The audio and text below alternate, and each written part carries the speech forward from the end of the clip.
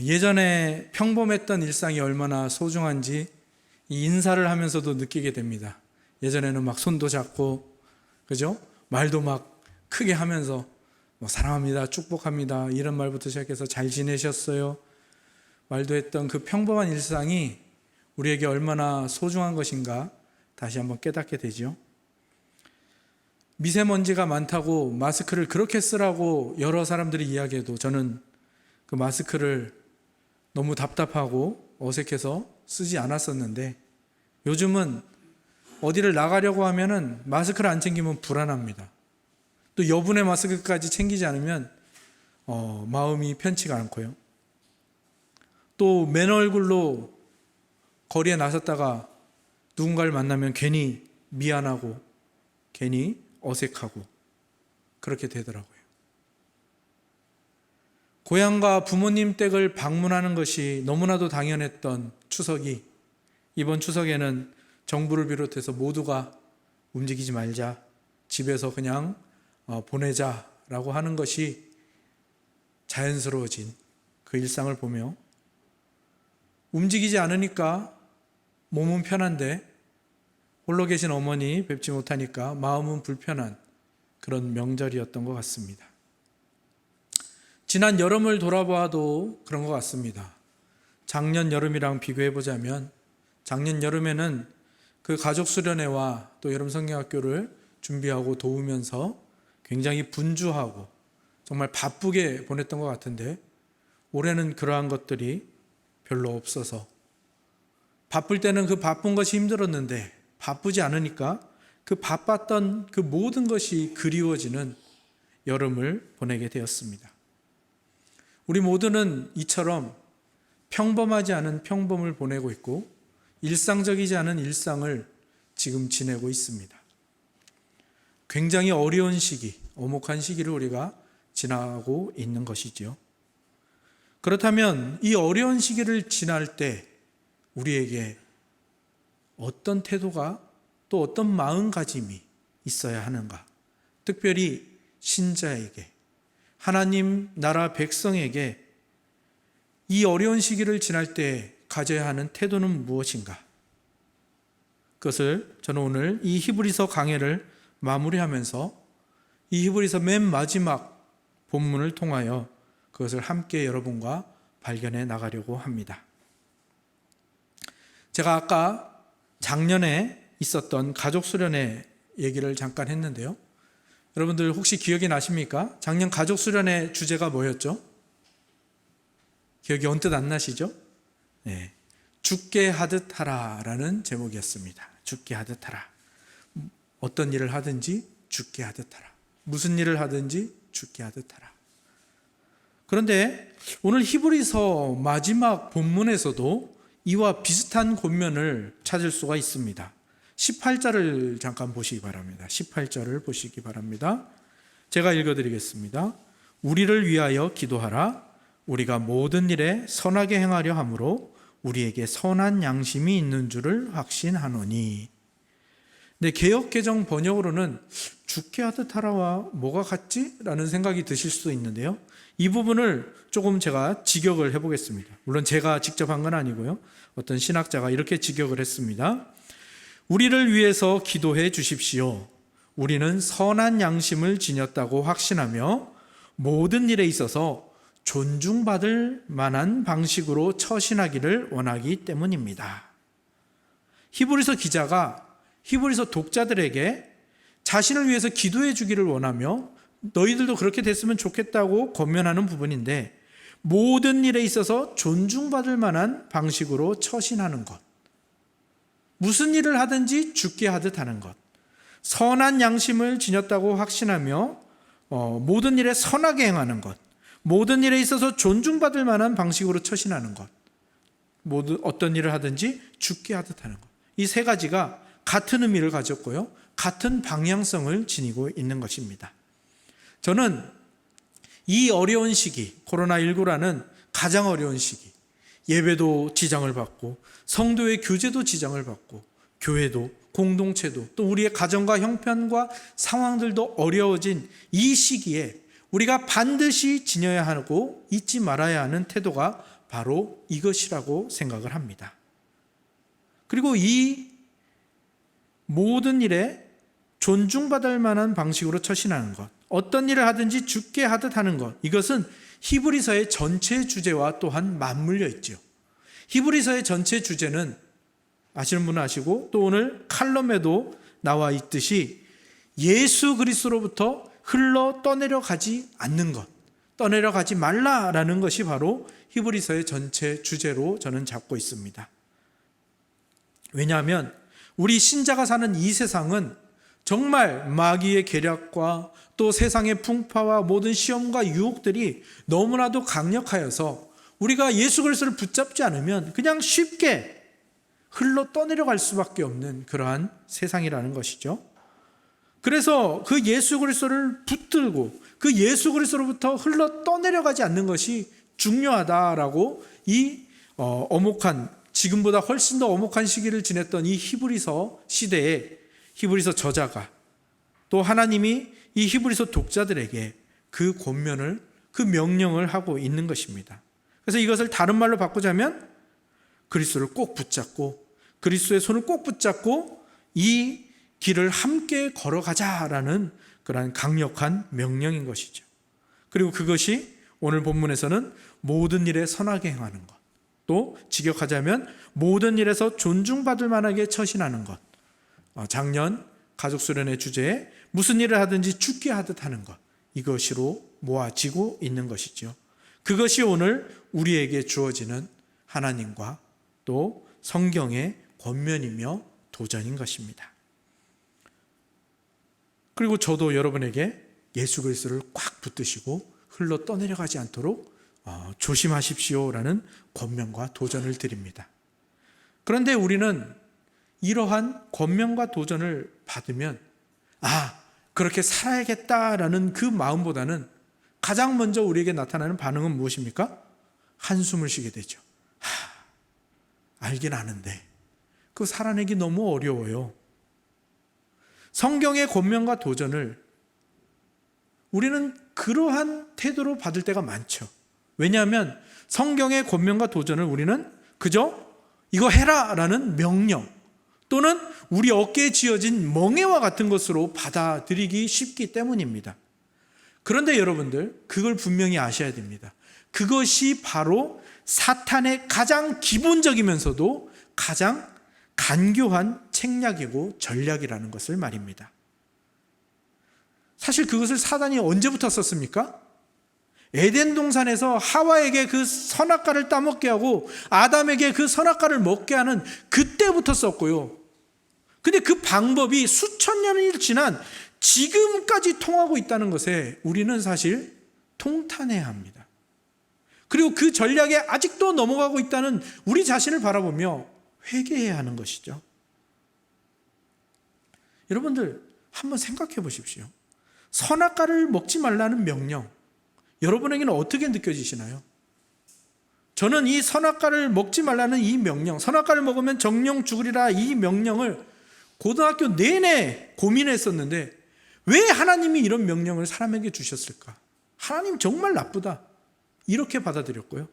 나중에 하나님을 떠나려고 제가 마음을 먹고 이 선악과 명령을 하나님께 핑계로, 제가 하나님을 떠나는 이유는 바로 여기 있습니다. 어떻게 사람에게 이 선악과를 주셔서 사람을 타락하게 만드셔놓고 그렇게 또 그 죄를 지었다고 뭐라고 하시면서 벌을 주시고 형벌을 주시고 지옥을 마련하셨습니까? 라고 하면서 하나님을 떠날 준비를 했었거든요.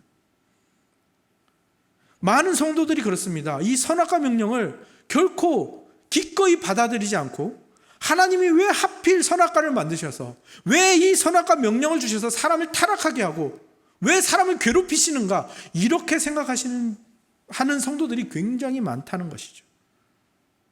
그런데 이 명령은요 사실 굉장한 복이 숨어져 있는 명령이거든요. 그런데 이 먹지 말라 정령 죽으리라 라는 이 부정적 어감 때문에, 이 뉘앙스 때문에 우리가 그걸 받아들이게 되는 것이고 사탄이 그것을 곡해서 듣도록 우리 귀에서 속삭이기 때문에 우리가 그것을 그렇게 받아들이는 겁니다. 이 선악과를 먹으면 정령 죽으리라 이 말을 한번 뒤집어서 한번 생각해 보십시오. 선악과를 먹으면 정령 죽으리라 했으니까 그러면 선악과를 먹지 않으면 어떻게 된다는 겁니까? 죽지 않는다는 겁니다. 영원히 살게 된다는 것이죠. 이것이 선악과 명령 속에 들어있는 하나님의 복주심입니다. 하나님과 영원히 사랑하면서 살게 될 것이다. 하나님의 가장 큰 소원이 여기에 들어있고요. 하나님의 가장 큰 창조 목적이 여기 들어있고요. 하나님의 가장 큰 복이, 계획이, 그 큰 뜻이, 선하신 뜻이 여기에 들어있는 것입니다. 그래서요, 신학자들은 이 선악과 명령을 생명의 언약이다라고 정의합니다. 생명을 주시기 위한 하나님의 언약, 계약, 이렇게 표현하지요. 우리가 성경에 나오는 하나님의 명령들, 계명들을 이렇게 뒤집어 생각해 볼 필요가 있는 것입니다. 그런데 사람은 이 생명의 언약을 하나님의 정말 꼰대 같은 명령으로 속삭이는 마귀의 계략에 넘어가서 이 명령에, 이 언약에 실패했죠. 그러면 그 실패하고 끝인가요? 아니죠. 우리가 실패한 그 생명의 언약을 새 언약으로 다시 바꾸셔서 완전히 이루시고 그것을 오늘 우리에게 주신 분이 계십니다. 그분이 누구시죠?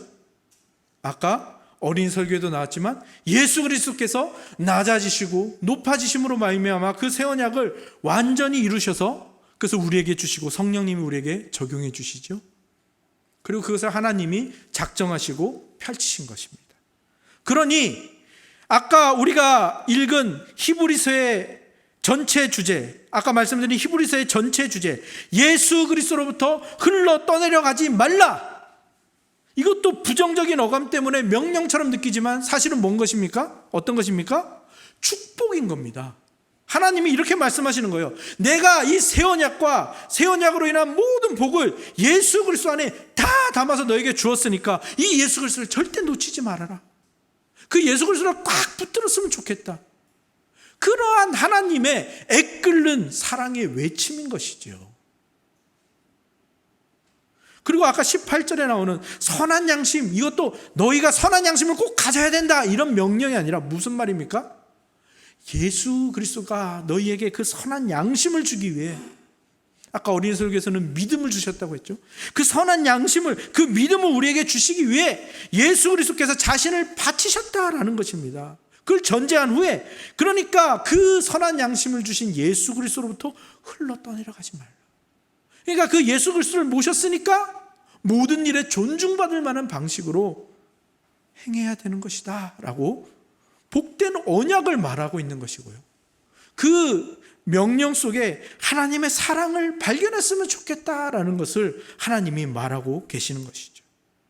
그러니까 예수 그리스도로부터 흘러 떠내려가지 말라라는 이 명령, 또 모든 일에 선하게 존중받을 만하게 죽게 하듯 하라라는 이 모든 명령처럼 보이는 이 모든 말씀이 사실은 복된 언약이고, 그 안에서 우리가 그 복을 받았다라는 것을 느끼며 그 복을 나의 것으로 누리며 그렇게 살아가라는 확증시켜 주시는 하나님의 외침이라는 것을 우리가 놓치지 말아야 하는 것입니다. 그리고 성경에서 이렇게 하나님이 예수 그리스도를 통해서 이 모든 복을 주셨다, 너희에게 주셨다라고 말할 때 많은 경우에 그 하나님을 평강의 하나님이라고 표현합니다. 오늘 본문에도 나왔죠. 평강의 하나님. 그리고 어떤 본문에서는 평강 또는 하나님의 평강, 이렇게 이 평강으로 이 복을 표현할 때가 굉장히 많습니다. 오늘 함께 낭송하신 민수기에도 그렇게 하나님께서 평강 주시기를 원하신다라는 내용이 나왔고, 묵도 때 읽은 빌립보서에도 뭐가 나왔습니까? 모든 지각에 뛰어나신 하나님의 평강이 그리스도 예수 안에서 너희 마음과 생각을 지키시려, 하나님의 평강이 나왔죠. 오늘 본문에도 평강의 하나님, 양들의 큰 목자이신 우리 주 예수를 영원한 언약의 피로 죽은 자 가운데서 이끌어내신 평강의 하나님이, 평강의 하나님, 그 평강의 하나님이 어떤 일을 하셨다고요? 양들의 큰 목자이신 우리 주 예수를, 양들은 누구입니까? 우리. 그 우리의 목자이신 우리 주 예수 그리스도를 영원한 피로 죽은 자 가운데, 우리에게 그 새 언약을 주시기 위해서 자신을 다 바치신 그 죽은 자 가운데 이르렀는데 하나님이 그를 그 죽은 자 가운데서 이끌어내셨다. 무슨 말입니까? 다른 말로 하면 새 언약을 이루신 예수님을 부활시키셨다라는 말이죠. 이 부분이 아주 중요한 부분입니다. 예수님의 부활은 다시 살아나는 것도 중요한 부분이지만 다시 죽지 않는다라는 부분이 굉장히 중요한 부분입니다. 예수 그리스도께서 이 땅에 오셔서 기적을 행하실 때 죽었다 살아난 이들이 많지요. 대표적으로 나사로, 나인성 과부의 아들, 이렇게 많은 이들이 죽었다 살아났지만 그들은 다시 죽습니다. 하지만 예수 그리스도께서 십자가에서 죽으시고 하나님께서 그를 다시 살리시면 예수 그리스도는 다시 죽습니까? 안 죽습니까? 죽지 않습니다. 영원히 사는 육체를 받는 것이죠. 그러니까 이 영생, 다시는 죽지 않는 영생, 이 영생하니까 처음에 말씀드린 선악과 언약이 떠오르시죠. 선악과 언약을 뒤집어서 생각하니까 어떤 언약을 했습니까? 선악과를 먹지 않으면, 하나님의 명령을 지키면, 하나님의 사랑 안에 거하면 영원히 살게 될 것이다. 영생을 얻게 될 것이다. 다 이어지고 있죠.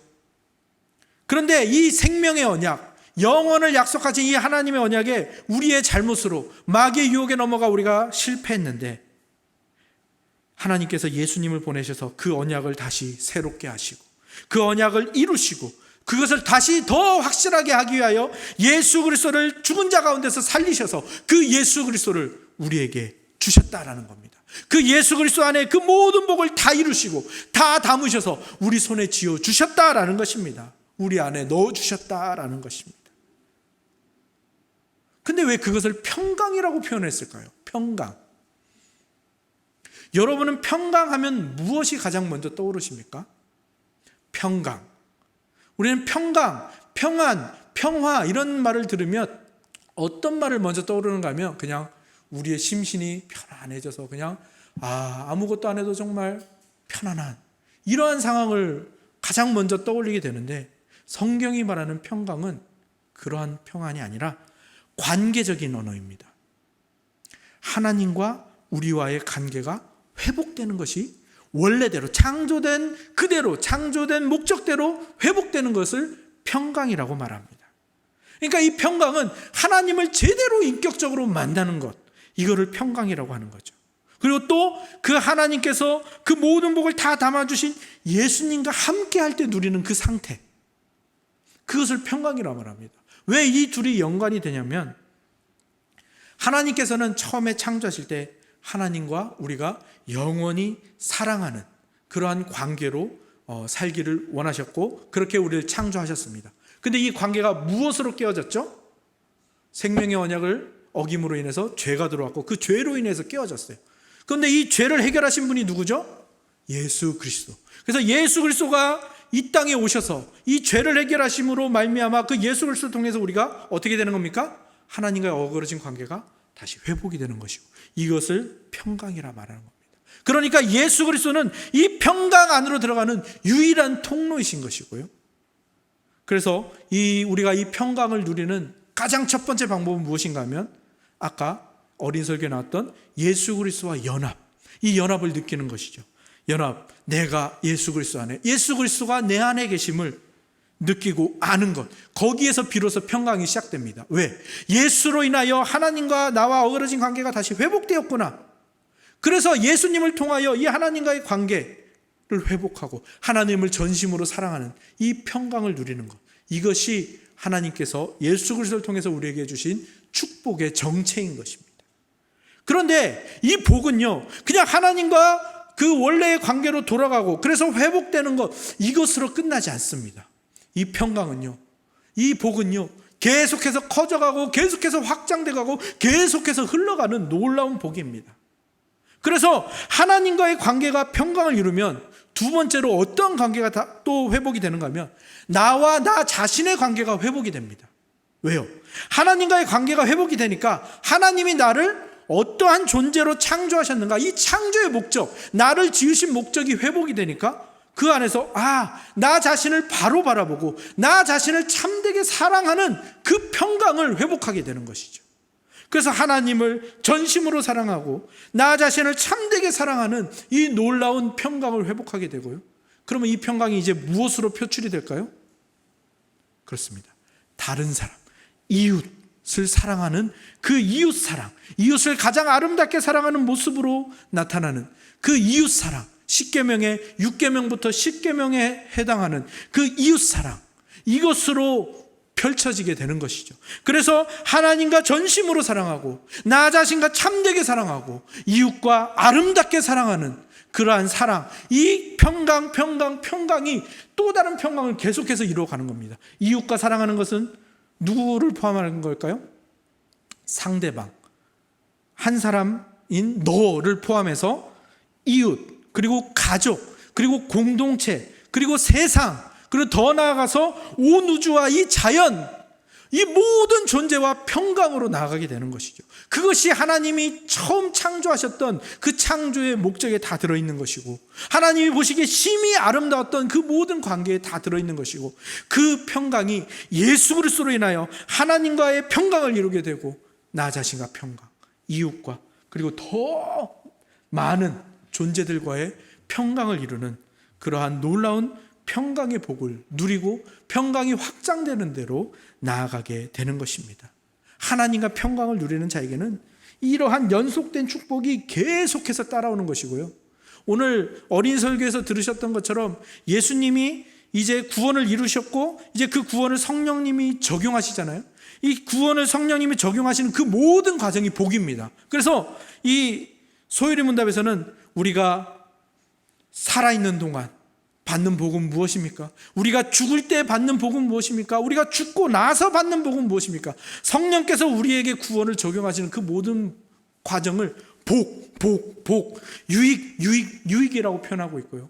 그것을 오늘 성경에서는 평강이라고 표현을 하고 있는 것입니다. 그래서 오늘 말씀 제목이 평강의 하나님이고요. 저는 이 히브리서의 결론이 평강의 하나님이라고 그렇게 여러분과 함께 나누고 있는 것이죠. 우리에게 이 평강이 얼마나 중요한 것이고 얼마나 가장 기본적인 진리인지 모릅니다. 그리고 특별히 우리가 이 어렵고 엄혹한 시기를 지나며 이 평강을 늘 생각해야 되고요. 또 하나님께 이 평강을 늘 구하는 기도를 잊지 말아야 합니다. 그래서 여러분들 이 어려운 시대에 기도의 시간이 더욱더 늘어나셨으리라 믿는데요. 그 기도에 평강을 구하는 그 기도를 여러분이 더하시기 바랍니다. 보통 제가 아이들에게 기도를 가르칠 때 5손가락으로 가르칩니다. 하나님 아버지 감사합니다. 용서해 주세요. 다른 사람을 도와주세요. 저를 도와주세요. 그 다음에 예수님 이름으로 기도합니다. 이렇게 기도선으로 가르치는데 이 저를 도와주세요. 다른 사람을 도와주세요. 이 도와달라는 이 기도에 평강을 구하는 기도를 여러분이 더하셨으면 좋겠습니다.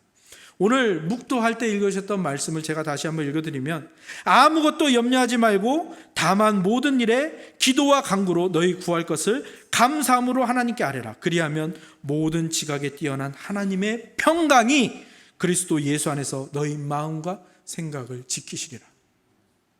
평강의 기도를 여러분 잊지 마시기 바랍니다. 그런데 평강의 기도를 잊지 마시고 꼭 하셔야 됩니다. 여러분의 기도에 평강의 기도를 더하십시오. 위치시키십시오. 라고 끝나면 그 실천으로 잘 안 이어지더라고요. 그래서 오늘 여러분과 함께 이 평강의 기도를 잠깐 연습을 하도록 하겠습니다. 오늘 성경 낭송 때 읽었던 본문 민수기 6장을 보시면 맨 마지막에 가시면 아론의 축복, 아론의 기도라 불리는 이 기도문이 나오는데요. 저는 이 기도를 평강의 기도문이라고 부르는데요. 이 기도가 평강의 기도문일 수 있는 이유는 이 아론이 첫 대제사장으로서 우리의 완전한 대제사장이신 새 대제사장이신 예수 그리스도를 상징하기 때문에 이 기도가 평강의 기도문일 수가 있는 것이죠.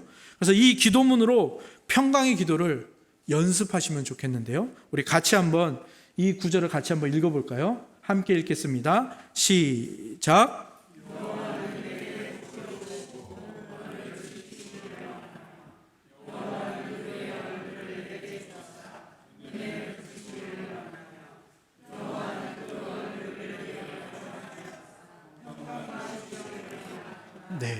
감사합니다.